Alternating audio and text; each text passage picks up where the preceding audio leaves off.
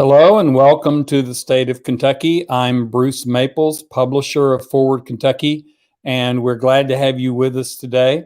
We've got an interesting show coming up with one of my favorite legal analysts and authors. Before we get there, I want to make a couple of announcements. This is our last show of 2020. Our next show will be the Friday after New Year's. So we are glad that you're with us today. A couple of things to remind you of. We just finished a membership drive and we had a number of people become paying members, and that helps support this work, including paying for this show.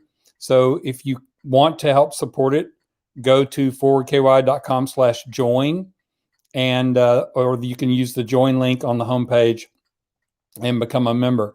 It's only $3 a month to become a basic member, and it gives you access to all of our content. We're always looking for ideas and suggestions for this show and for in general. So if you have any, you can send them to tips@forwardky.com. We have started doing sponsorships. So if you would like to sponsor this show, your organization or you yourself, you can go to the sponsor page and read all about it. It's very inexpensive, and it's a good way to get your message out.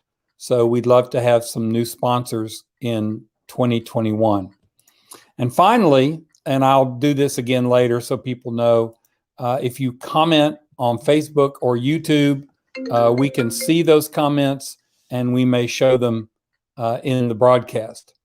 So let's talk a little bit about today's topic. So we just finished an election. Unlike normal elections, the person who lost has refused to concede. And there have been numerous questions about, okay, could we actually see our democratic process overthrown and Trump continue to be president? And most people have realized that it came down to the Electoral College doing its job, and they did their job. And in fact, unlike 2016, when there actually were a few unfaithful electors, this time there were none, and Joe Biden got 306 electoral votes like he was supposed to. So a lot of people thought, okay, that's over. But then people realized that there's actually one more step, which happens on January the 6th, which is when the electoral votes are sent to Congress, and Congress has to approve them. And so there's been all this worry about, oh my goodness, are we going to lose it at the last minute? And, you know, people are freaking out on Twitter and having meltdowns and so on and so forth. And I thought it would be helpful if we got Teri Kanefield on here. Teri Kanefield is one of my favorite writers and legal analysts. She writes a column, she writes a blog essentially, that she also tweets, which is interesting because basically it's got a lot of Twitter conversation in it. But she is one of the clearest thinkers I know about this whole constitutional process.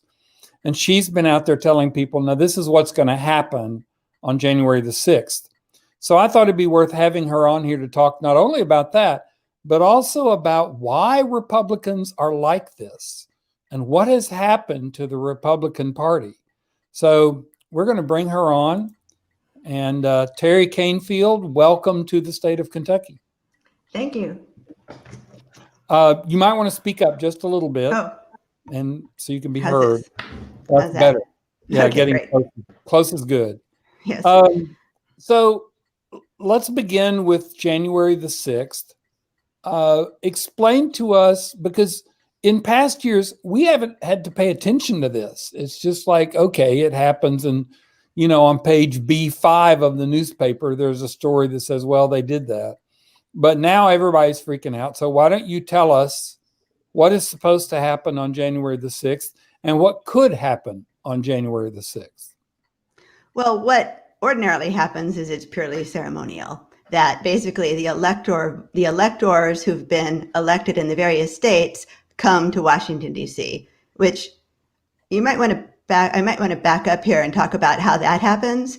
Okay. Because when you vote for president, you don't actually vote for the president. You vote for a slate of electors. Right. So, and that's also something nobody ever really paid much attention to. The electors are handpicked by the state party. So the electors are chosen who are faithful to the party. So, for example, Stacey Abrams was an elector from Georgia, and Hillary Clinton was an elector from New York. So these are people who are going to vote the way that they were told to vote.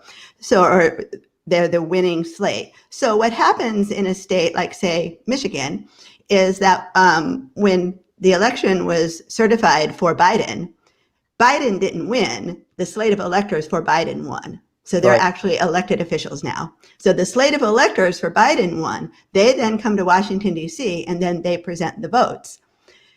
This ritual dates back to way before the internet, way before telephones, when you didn't always know what was happening in one end of the state to the other. And there wasn't always reliable information before there was any mass communication. So it started out as something very real, that you had to know how the states were voting. And so the electors arrive in Washington, D.C., and they present their votes to Congress, and the votes are then counted. And what has to happen is both houses of Congress have to accept these votes. Right. What can happen, and does occasionally happen, is somebody contests one of the votes or challenges one of the electors. Are you really the elector? Are you really the person who was supposed to be here? So they challenge it. And there's a procedure that happens if somebody challenges, if a member of Congress challenges one of the electors. And the procedure makes very clear that nothing's going to change the outcome. The procedure is that if a member of the House and a member of Congress both object to the electors, then there's a recess and both houses go into their own conference. And for a maximum of 2 hours, they discuss the evidence and consider whether they should accept or reject the elector being challenged. In order for the electors to be challenged, both houses have to agree to toss out the electors. So there's a 0 chance that the Democratic-held House of Representatives is going to toss electors for Biden. And there's also a pretty close to 0 chance that the Republican-held Senate will vote to ignore the electors, because Mitch McConnell himself has said we're not playing this game. And enough Republican senators have said we're not playing this game. So you would need a majority in both houses to toss out the electors. You'd also have to toss out a lot of electors to make Trump the president. So what won't happen on January 6th is that the result will be overturned. But what will happen, perhaps, possibly, probably, is a lot of spectacle. And it raises the question, why? What's the point of the spectacle? But I think we can expect there to be some spectacle. I'd be surprised if they don't. If some of those, what we call the Trump wing of the House of Representatives, doesn't start objecting to electors. And then if they can get just one senator to join them, then you have a show.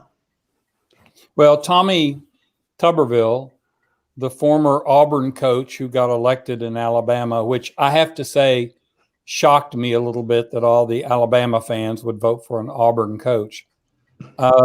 He has already said that he's going to join, I think it's Mo Brooks, in challenging all the electors from all the swing states. Well, then we're going to have quite a show. I mean, it's possible that Mitch McConnell will get control of that. It's possible, because I think Mitch McConnell has calculated that this is not in his interest to do this. It's not in the interest of the Republican Party as he wants the party defined. So it's possible. I agree with you, though. I think that we're very, very likely to see some spectacle. And you can see if they object to every one, then they're going to have to retire into their separate chambers, and a maximum of 2 hours. Well, the House will take care of it pretty quickly. What kind of procedures they have over in the Senate for voting or discussing. Who knows how long it could take? But at any rate, if you have to go into your separate chambers each time, each state, this is going to drag out. Well, the interesting thing is that McConnell has said publicly, well, no, I don't think it was public. I think it was on a call with his caucus, Right. that he doesn't want this to happen because he doesn't want his senators to have to vote either way. I mean, he doesn't want them to have to vote against Trump because that will be used in their next election. And he doesn't want them to have to vote against Biden because that will be used against them as well. Basically, he doesn't want it to happen. It's like, okay, it's over. I don't want to deal with this. So it might not, but I have a feeling that we may see some. If Trump really wants this to happen, then he only needs one. Right. One in each chamber. Mm-hmm. Yeah. Okay, so we can, unless something really bizarre happens, like all the Democrats are kept from coming into the building or something, we don't have any worry that the election will be overturned. However, we have this ongoing worry about dealing with, I guess I would say, these people, dealing with the people who are willing to even try this. I want to throw this comment up on the screen that we've gotten from somebody watching the show. We have a right-wing party that won't accept the results no matter what. And then he goes on to say, what matters is what needs to be done. He's talking about Biden refusing to use executive orders to override them. But I think the first comment is the one I want to focus on. We have a right-wing party that won't accept the results. What has happened? Teri, what has happened to the Republican Party? Well, that's a big question. And I think before I tackle that one, I think I'd like to tell you what I think they're trying to accomplish with this. Okay. Because also yesterday, Trump again attacked Republican Governor Brian Kemp in Georgia and wants Brian Kemp to overturn the election in Georgia, which is kind of interesting because that's not going to give him the election. It's not going to make him president because there are too many electors. So what is he doing? It seems to me that there's two things and they're related. But one thing that they're doing is setting up what we might call the foundational myth moving forward. Where the foundational myth is that Trump was the winner of the 2020 election, but for fraud, he would be the president. And a foundational myth going forward says that this is what's going to carry them forward. This is the story that's going to carry them forward. And so having one state, just having Georgia say, oh, okay, that lends credibility to this narrative. Not that it will give Trump this election, but it will establish this false narrative going forward. Which I guess with that as the goal, I could go back and sort of pick up. But what happened to the Republican Party in a nutshell? It's a big question, right? Because the Republican Party has been evolving for decades now, right? But I think in a nutshell, one way to look at it is to say you have people we might call traditional conservatives, and we have people who are on the far right wing. And when I was taught this in school, I was taught that there's conservatives and reactionaries. So, and these are actually very different creatures because conservatives want to conserve. They like the status quo. Right. Reactionaries are very, very different creatures. Reactionaries are willing to destroy in order to bring about the changes they want. And the left wing of the spectrum has a similar mirror image, which is you have the liberals who want to bring about positive change within the system. And then if you go really, really far to the left, you have people willing to destroy the system in order to bring about the change that they seek. And so what happens with traditional conservatives is that it's very hard to achieve a majority, an electoral majority on a traditional conservative platform.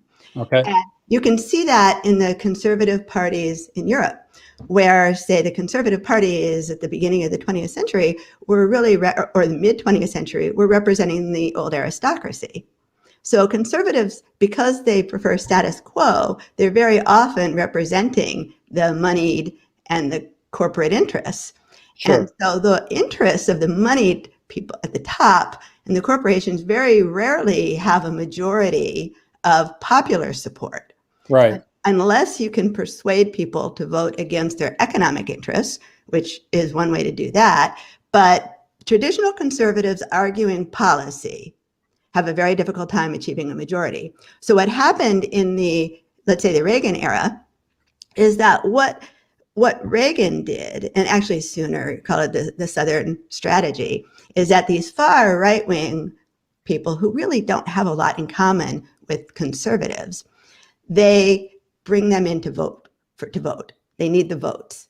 So in order to achieve a majority, the traditional conservatives have in the past winked at the Ku Klux Klan, and some of us, like when I was in law school, I wrote a paper on feminist jurisprudence, and I looked at Reagan's, what's commonplace now, people understand Reagan's welfare queens. Right. Which was calculated so that what was then white suburban housewives, the suburbs are no longer what they looked like in the 50s and 60s. The suburbs around Atlanta are African American, but the affluent suburbs at one time were pretty white. And so the message was calculated to send the far right wing nationalists and white supremacists a message that you're welcome in our party without upsetting the more conservative, the more traditional conservatives. So Right. basically what happened is the Republican Party sort of made a bargain with the devil. Said, we need these votes. We can't get elected without these votes. So they brought these, what we call reactionaries or regressives, what Richard Hofstadter, classic author of American political psychology, calls it the paranoid element. Yeah. Okay, so the Republican Party then sort of makes a deal with the devil and brings them into the party. What happened over a few decades is they did what reactionaries do, is they took over the party. So, Yep. so now the party has a problem, which is how they can't go forward without those votes. They can't achieve a national election. So somebody like Loeffler in Georgia made the decision to go full on MAGA. She went full on. She's taking on the reactionary position. So, right. So the problem someone like Mitt Romney will have is can he ever get the MAGA votes? And can a traditional conservative, win without reaching all the way to the right? So some of the never Trumpers are now saying that the Republican Party is going to crash because they can't get a majority. That if they lose, if the messaging now has broken down. So as you say, the subtext has become text. Yes. So go ahead. So the situation we're dealing with is we have one of the two major parties that has been captured by its right wing and its far right wing. And there's a line out there that I've heard that not every Republican is a racist, but every racist is a Republican. I'm not sure I agree with that, but that certainly helps describe the issue they've got. And now they're stuck. And not only are they stuck, but now Trump owns the party. Mm-hmm. Well, Trump owns a portion of the party. Okay. But that portion of the party gives him control over the entire party. Yes. So this is where somebody like Kelly Loeffler has to make a choice, because she can't win without that Trump selection portion of the electorate. She can't win. And in the past, a lot of that part of the electorate didn't vote. So one way to describe what Trump did is he reached deep into the rural areas, to places where people didn't vote, some of these white grievance areas. And so now that he's brought them into the electorate, he expanded the Republican electorate to include people who traditionally hadn't voted much, but then he brought them in. And so now he's weaponized that part of the Republican Party. So that's why the control that Trump has over elected officials is the threat that if you don't toe the line, I'm going to turn my voters against you and you won't win. Traditionally, in the past, all that really meant was getting primaried. That once a Republican got past the primary, they could count on unity on the right. Right. So will it go back to that same situation where all Trump can do is try to primary more moderate Republicans? Or will we have a situation where the right doesn't fully come together around whoever's ultimately nominated, which is what happened prior to Trump? So let me ask you another question.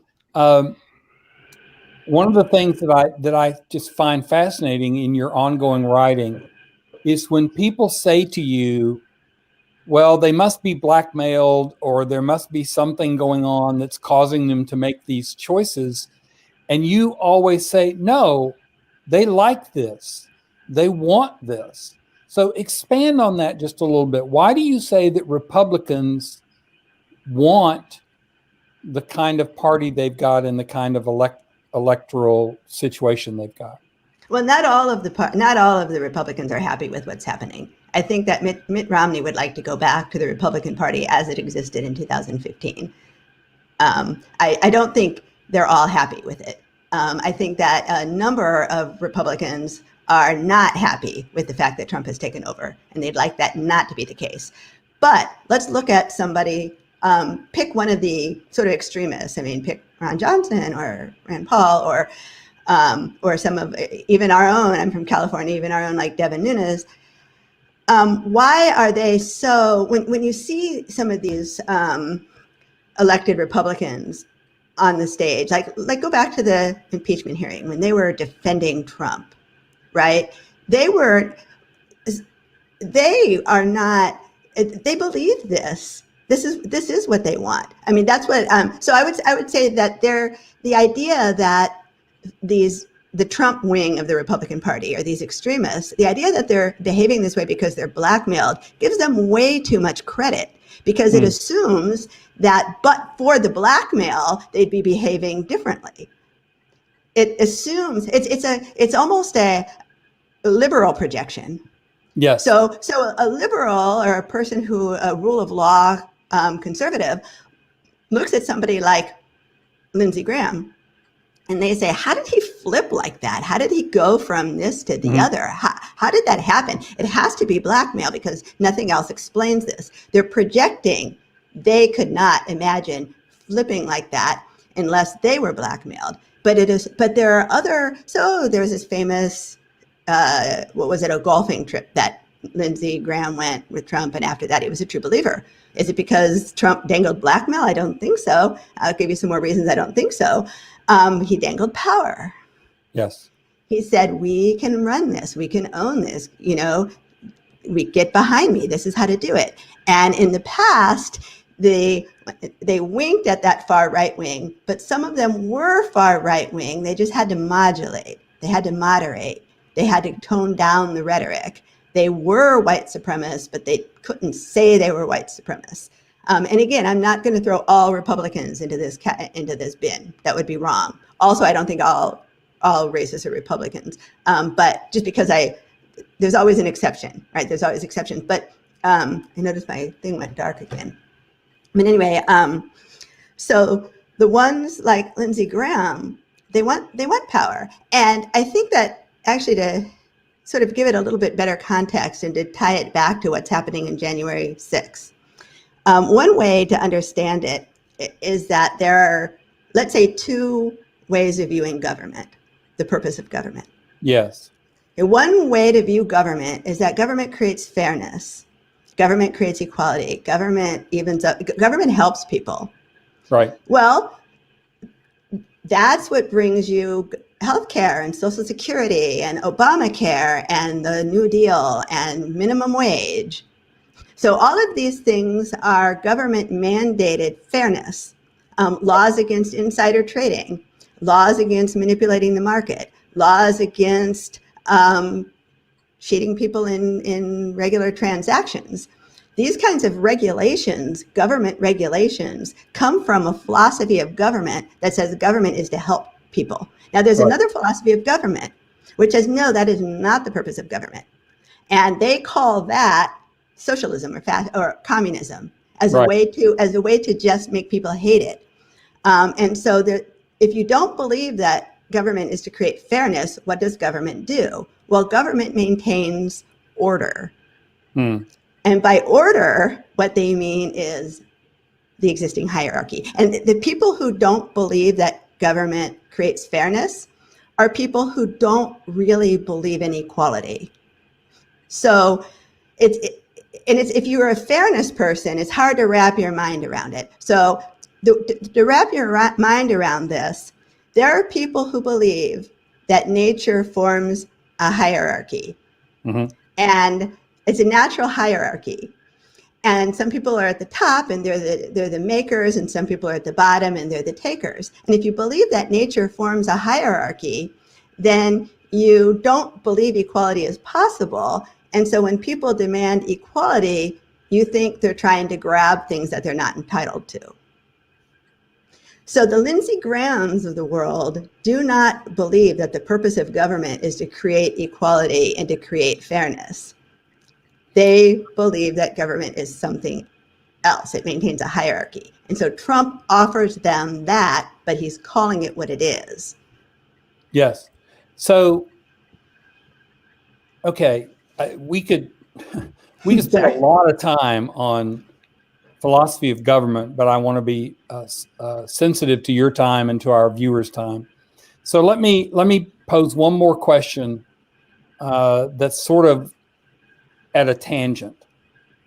I have had some conversations, and we have people who view who read our site and comment, and some of them are obviously Trumpers. I mean, they're Trumpists, and discussing with them is almost a religion. I mean, it really gets to that point of faith, and we had somebody talk about conspiracy theories last week, and he talked about infinite recursion, meaning, well, if you don't see it on the front surface, that's because it's further back, and if you don't find it there, then it's further back still, and it's hidden further, and it's hidden further, and you just keep hiding it further. And sometimes it's like that. So I want to ask you, is it fair for some of these people, not all of them, but for some of them to use the word cult? Has this become a cult? Well, I'm not an expert in cults, but I think that what's happening is that Trump speaks to their view of the world, that they fundamentally see the world differently than we see it. They fundamentally see reality different than we see it. And that's why that paradigm I gave, do you believe in equality? Do you not believe in equality? So these underlie it. So if you're the kind of person who sees the world differently, you actually see a different world. So again, it's sort of philosophical, but you see a different world. If you start from the assumption that fairness and equality are possible and that all people can compete equally, if you start from that view, things look differently than if you don't. Things look differently if you think there's a chosen few, or that some people are touched by whatever. I mean, that's a real view that's always been there. Right. And so I think what Trump has done, and it ties it into that, maybe tangent I went on about the views of government, but Trump speaks to the way they see the world. And so Trump just makes sense to them. And it's again, I'm not a psychologist, but it all overlaps, because what is it that that makes them see the world the way that they do? But they see a different world. And so again, just to quick tie it back to January 6th, and the spectacle we're going to see.